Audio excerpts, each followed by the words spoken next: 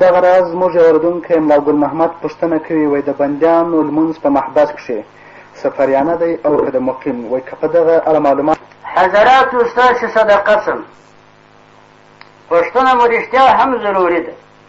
په دغه مسئله کې زه په خاله ګرځېدلی یم، خو واقعات ډېر پېښ شوي دي، کتابونه مې رنګارنګ کتلي دي.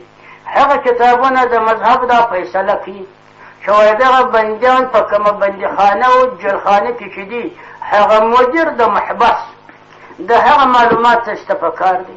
که مدیر د محبس مقیم و، هغه اقامت والا و، 15 شپې و میاشتې د هلته وه، د دغه وطن و، نو هغه مقیم دی. تاسو ټول یعنې دا بندیان ورسره مقیمین دي.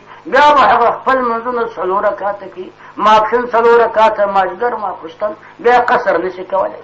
او که داسې و چې داسې بندیان و چې هغه مشر، هغه ظالم چې ورسره ملګری دي، هغه مدیر دا په خپله هم ورسره مسافر دي.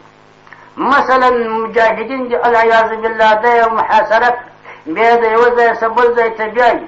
دغه مشر چې دا بندیان یې په لاس کې دي، دا هم که مسلمان دی که کافر دی، لیکن کوم ځای ته چې دی رسي، تر هغه ځایه د سفر مځکه ده، نو لکه هغه مشر د دوی هغه چې دوی په لاس کې دي، محاصره والا، هغه چې مسافر دی، دغه مجاهدین دا بندیان دا ورسره هغه مسافرین ګرځي.